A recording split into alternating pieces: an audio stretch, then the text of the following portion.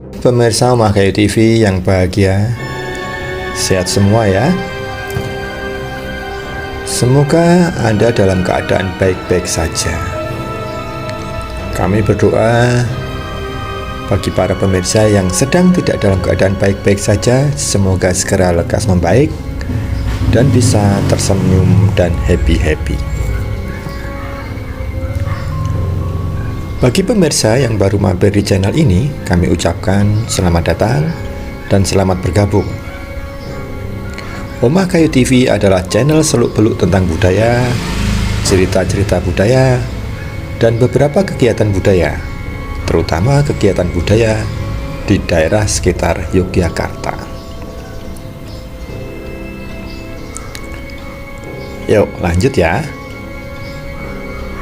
Dalam cerita antara Pajang dan Mataram bagian kedua kemarin mengisahkan tentang dua hal, yaitu bertemunya Panembahan Senopati dan penguasa laut pantai selatan, dan bertemunya Panembahan Senopati dengan putranya dari istri Roro Lembayung yang berada di Gunung Kidul.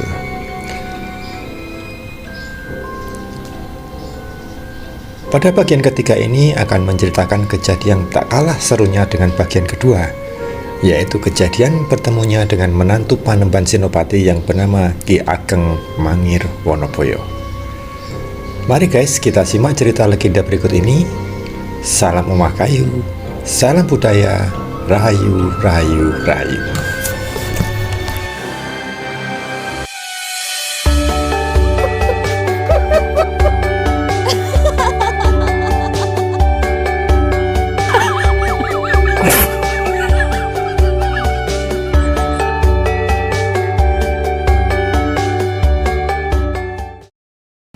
Ki Ageng Mangir merupakan seorang penguasa di daerah Mangir, yang sekarang daerah Mangir itu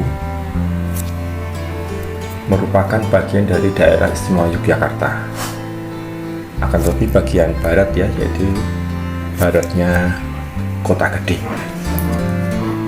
Pada zaman dahulu daerah Mangir merupakan bagian dengan kerajaan Mataram. Akan tetapi Ki Ageng Mangir menganggap bahwa daerah Mangir tersebut adalah merupakan tanah perdikan. Mungkin teman-teman ingin tahu apa yang dimaksud dengan tanah perdikan. Tanah perdikan adalah tanah yang bebas, tidak ada yang memiliki, tidak ada yang mempunyai, dan tidak bertuan, sehingga siapapun yang menempati daerah tersebut, maka itu adalah menjadi kekuasaannya. Dalam hal ini, yang berkuasa di daerah Mangir adalah Bagus Wonoboyo, atau sering kita sebut dengan Ki Ageng Mangir. Ki Ageng Mangir merupakan sosok pria yang gagah dan sakti. Kemudian dia mempunyai pusaka, yaitu sebuah tombak yang terkenal di kala itu. Tombak itu bernama Baru Klinding. Nah teman-teman, suatu saat kita akan bercerita mengenai sejarahnya atau cerita mengenai tombak tersebut. Sementara Ki Ageng Mangir ini juga masih merupakan trah daripada keturunan dari Brawijaya V, sehingga masih keturunan Majapahit. Dalam kepemimpinannya, Ki Ageng Mangir tidak mau tunduk dengan siapapun, terutama dengan Mataram, dikarenakan menurut Ki Ageng Mangir bahwa tanah Mangir merupakan tanah perdikan, bukan merupakan tanah Mataram seperti yang saya katakan di depan tadi. Hal inilah yang menjadi awal perselisihan antara Ki Ageng Mangir dengan Panembahan Senopati atau penguasa Mataram. Menyikapi perselisihan ini, Panembahan Senopati sebetulnya ingin berhadapan-hadapan dengan Ki Ageng Mangir. Akan tetapi hal tersebut dihalang-halangi oleh Ki Jurumertani, dikarenakan bahwa antara Panembahan Senopati dan Ki Ageng Mangir itu merupakan orang-orang yang sangat sakti dan itu selevel gitu. Jadi kalau nggak mati yang sana ya mati yang sini. Jurumertani nggak mau terjadi seperti itu. Maka Jurumertani mencoba menggunakan taktik, dan kalau terjadi perang maka akan timbul banyak korbannya di antara masyarakat di daerah situ. Sementara dari pusakanya pun sudah tahu sama-sama tombak, satunya memakai tombak Kiai Peret Panembahan Senopati, satunya memakai tombak Baru Klinteng. Ki Jurumertani kita tahu bahwa dari awal merupakan ahli strategi, dimana dari kerajaan Pajang ya, dia merupakan ahli strategi yang sangat handal. Untuk itu, untuk menghadapi Mangir, maka dia memakai strategi menggunakan ledek. Atau ledek itu apa ya? Ledek itu orang yang bernyanyi kemudian memakai instrumen gamelan, dan dia selalu pindah-pindah tempat dari desa ke desa. Saat ini ledek memang susah ditemukan, tapi pada kadang-kadang kita bisa bertemu di terminal atau apa, tapi biasanya mereka satu keluarga, dari bapak, anak, dan ibu. Biasanya yang nyanyi itu ibunya, kemudian yang bermain gamelan itu adalah suaminya. Dan ide itu didapat dari ide strategi dari Jurumertani, didapat dari kalau sekarang namanya Intel ya, didapat dari telik sandi yang disebar ke daerah Mangir, bahwa memang Ki Ageng Mangir tersebut menyukai yang namanya ledek. Hiburan ledek itu sangat disukai untuk daerah Mangir ya. Maka dari itu dia menyarankan untuk Panembahan Senopati mengirim ledek ke sana. Akan tetapi yang dikirim adalah putrinya sendiri yang bernama Retna Pembayun, dengan maksud supaya nanti kalau sudah dekat dengan Ki Ageng Mangir maka sangat mudah untuk membunuhnya. Gitu ya. Kemudian di pagi buta Retna Pembayun berangkatlah ke daerah Mangir.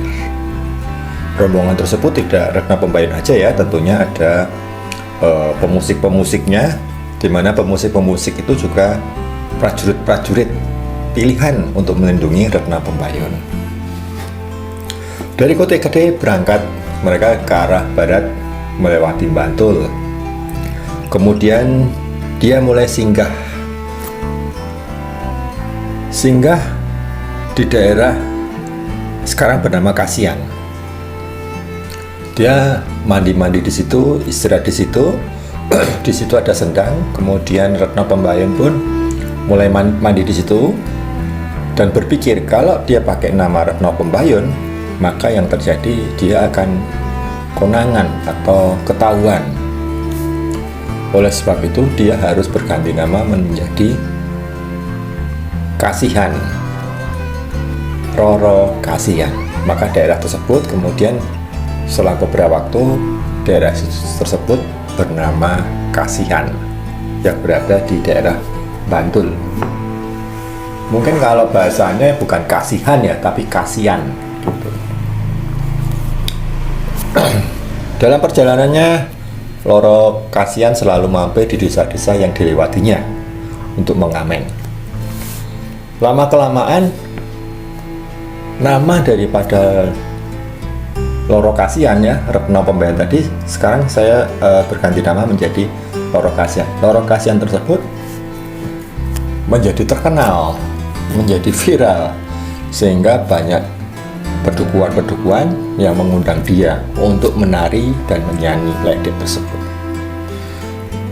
Hal tersebut, cerita Ledel Loro Kasihan terdengarlah sampai kepada Ki Ageng Mangir. Dan akhirnya teman-teman, Loro Kasihan datanglah ke daerah Mangir dan dia di sana ditangkap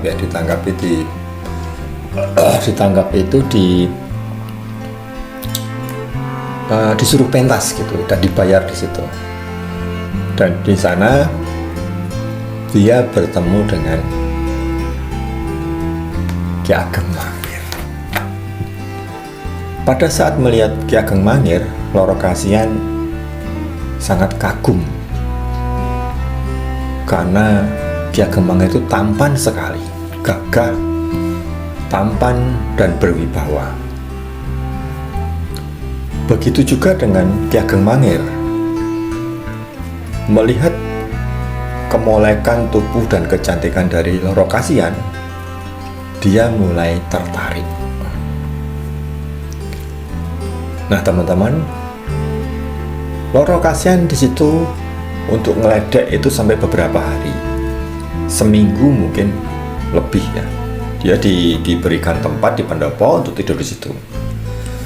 Hampir tiap hari Loro Kasihan selalu setiap sore sehabis maghrib selalu menghibur warga di situ, termasuk kepada Ki Ageng Mangir.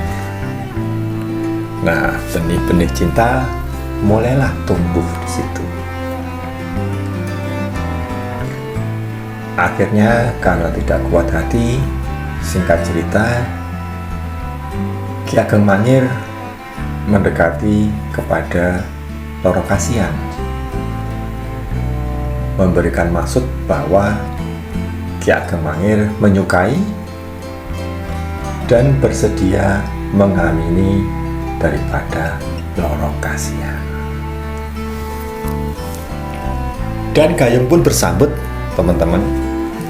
Gayeng pun bersambut. Loro Kasihan pun juga sangat mencintai daripada Ki Ageng Mangir. Akhirnya tidak harus menunggu lama, maka mereka berdua kemudian menikah di pendopo Ki Ageng Mangir. Pernikahan tersebut berjalan mulus dan setiap hari mereka selalu berkasih-kasihan, selalu bercinta-cintaan berdua. Mereka jalan selalu berdua, selalu bergandengan tangan, mungkin akan membuat iri pemuda-pemuda di daerah Mangir yang seperti kayak istilah bahasa Jawanya kayak mimi lan mintuno.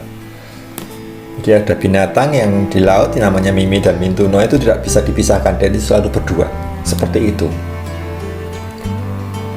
Hingga suatu saat akhirnya Loro Kasihan hamil. Pada saat hamil itu Loro Kasihan bingung, karena selama ini Ki Ageng Mangir tidak mengetahui bahwa dia itu adalah putri daripada Panembahan Senopati, di mana Panembahan Senopati itu tidak disukai juga oleh Ki Ageng Mangir. Sementara dia sudah mengandung, artinya kalau dia melahirkan, ya mestinya bapaknya dan keluarganya harus tahu.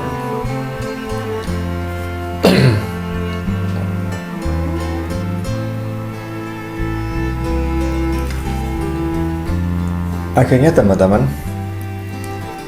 di suatu malam Loro Kasihan bercerita kepada Ki Ageng Mangir dan membuka semua tentang dirinya, bahwa dia adalah putri daripada Panembahan Senopati yang bernama Retno Pembayun. Ya, pada saat awal Ki Ageng Mangir marah besar ya, karena dia merasa dibohongi oleh Retno Pembayun. Akan tetapi dengan ketulusan cinta Retno Pembayun terhadap Ki Ageng Mangir dan dengan kesabaran yang tinggi, akhirnya Ki Ageng Mangir luluh di hadapan Retno Pembayun, dan dia berencana untuk datang berdua menghadap Panembahan Senopati. Kemudian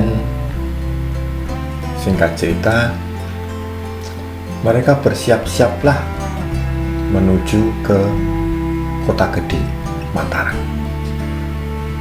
Barang yang dibawa adalah banyak sekali zaman itu, karena mau ketemu dengan mertua, ayah mertua kan, ya, akan bertemu dengan ayah mertuanya, yaitu Panembahan Senopati. Dan teman-teman, barang yang dibawa itu banyak sekali. Ada beras, karena daerah Mangir merupakan daerah pertanian yang sangat sukses, ya. Kemudian bahan-bahan pangan yang lainnya, ketela, dan masih banyak lagi. Mereka rombongannya sangat banyak. Hal itu pun didengar oleh Panembahan Senopati bahwa Ki Ageng Mangir akan datang ke Kota Gede. Nah, di Kota Gede pun juga tidak kalah sibuknya mereka. Mereka menghias janur-janur, membuat traktak, membuat gapura-gapura, gapura dari pohon pelepah pohon kelapa, gitu. Tetapi di situ gapuranya tidak tinggi. Nah, nanti ada cerita kenapa gapura itu tidak dibikin tinggi. Nah, oke, kita kembali lagi ke Ki Ageng Mangir beserta Retno Pembayun. Kemudian mereka berangkatlah, Retno Pembayun beserta rombongan dengan Ki Ageng Mangir dan dengan para prajurit-prajuritnya membawa barang-barang bawaan dipikul itu, lewatlah daerah selatan. Nah, teman-teman, di sini ada kejadian. Karena barang itu sangat berat dan mengular panjang, dan dia mentul-mentul gitu kan, barangnya itu mentul, dut. Maka daerah yang dilewati tersebut sekarang dinamai dengan nama Bantul, karena mungkin mentul-mentul itu, ya kan. Entah ini benar atau tidak, tapi dari cerita-cerita yang beredar di masyarakat itu dari seperti itu. Jadi karena membawa barang berat, mentul-mentul, kemudian dikasih nama Bantul. Mungkin lucu teman-teman. Tapi ya ya kita iyain aja lah, karena belum ada cerita lain lagi. Oke. Sesampainya masuk kepada Kota Gede, di situ sudah mulai tadi saya ceritakan ada gapura-gapura. Gapura tersebut pendek, hanya seukuran orang. Mungkin orang tinggi sedikit, ya, mungkin 2 meter. Sementara kalau pusaka-pusaka kayak tombak begitu, tingginya bisa sampai 3 meter, 2,5 meter. Nah, ini adalah strategi daripada, kembali lagi kepada Juru Mertani. Dia tidak mau tombak daripada Ki Ageng Mangir masuk ke daerah Kota Gede. Maka dengan begitu dibuatlah semacam gapura, di mana gapura tersebut tidak tinggi, sehingga supaya tombak itu tidak bisa lewat di daerah itu. Tapi kan tombak bisa diluruskan, bisa begini teman-teman. Jadi tombak Ki Ageng Mangir itu kalau membawa tidak boleh diturunkan.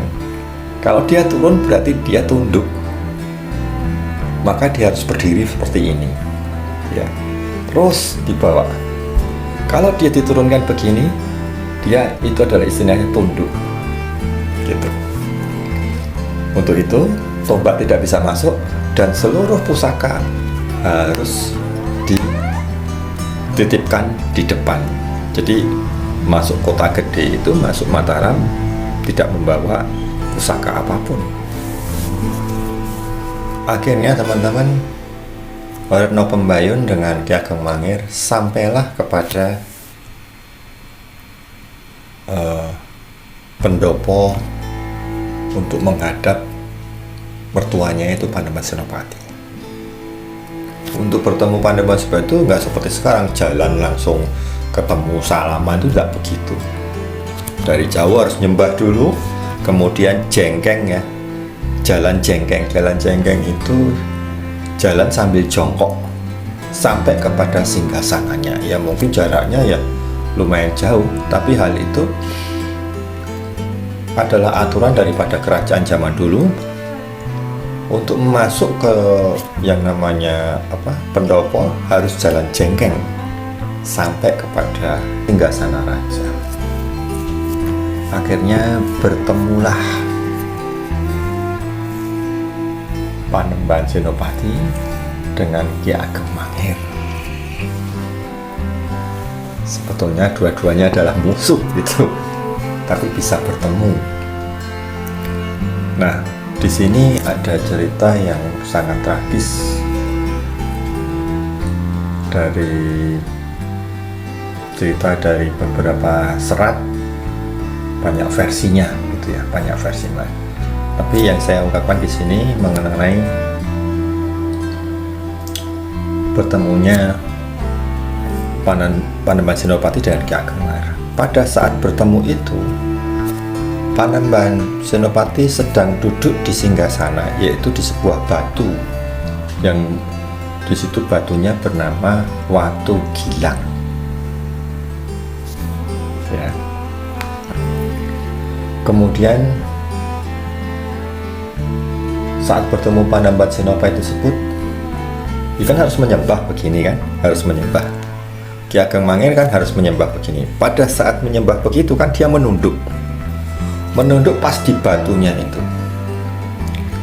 Kemudian karena mungkin sudah marah dan sudah tidak suka ya Panembahan Senopati dengan Ki Ageng Mangir, maka dengan tangan kepalanya tersebut, maaf ya, kepala tersebut dijebleskan atau didorong atau ditekan kena batu tersebut, keras. Dan cerita yang ada, Ki Ageng Mangir langsung meninggal di situ. Kemudian bekas daripada kepala Ki Ageng Mangir ada di batu Gilang tersebut yang sekarang di depan makam Mas Sorenggo. Kalau Anda pengen lihat bisa datang ke sana tentang batu Gilang. Jadi batu Gilang tersebut sedikit legok ya, masih cekung, itu adalah kepalanya daripada Ki Ageng Mangir. Kemudian Ki Ageng Mangir dimakamkan di makam ini, di mana badannya sebagian di dalam, kepalanya berada di luar. Jadi ada pagernya, di kepalanya berada di luar pagar. Dalam arti dia adalah menantu dan musuhku, artinya seperti itu. Pemirsa yang bijaksana,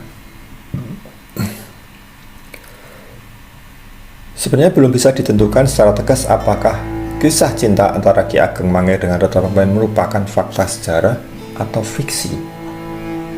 Dan cerita ini banyak sekali versinya dengan bercampurnya cerita tutur dari mulut ke mulut. Contoh tentang kematian Ki Ageng Mangir. Ada pendapat dari cerita tutur bahwa Ki Ageng Mangir tidak dibunuh oleh Panembahan Senopati, akan tetapi Ki Ageng Mangir diusir dari Mataram, kemudian diasingkan ke desa Banaran. Setiba di Banaran, Ki Ageng Mangir kemudian dibunuh oleh pasukan Mataram. Dan jasadnya dimakamkan di wilayah Tangkilan, Godian Sleman, Yogyakarta. Ada juga versi yang mengatakan bahwa Ki Ageng Mangir dibunuh oleh Raden Ronggo, yaitu putra dari Pandemban Senopati, dengan menggunakan batu gaden. Batu gaden adalah batu bulat mainan ya, mainan batu itu kemudian dilempar-lempar begitu. Nah, batu itu kalau pengen tahu batu gaden seperti apa, itu di Kota Gede ada tempatnya jadi satu dengan batu gilang tersebut di sebelahnya. Oke pemirsa, demikianlah cerita mengenai kisah asmara antara Ki Ageng Mangir dengan Retno Pembayun, putri dari Panembahan Senopati. Semoga dongeng ini bisa menghibur, dan apabila ada sumber-sumber lain dari cerita ini, monggo untuk bisa memberikan komentar di kolom komentar supaya kami juga menambah wawasan. Oke teman-teman, sampai ketemu lagi Omah Kayu TV. Oke.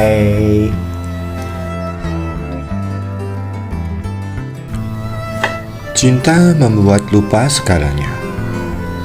Percintaan membuat dunia serasa di nirwana. Cinta tidak mengenal asal-usul, usia, maupun status. Cinta tidak mengenal ribuan alasan. Yang terpenting, rasaku mencintaimu.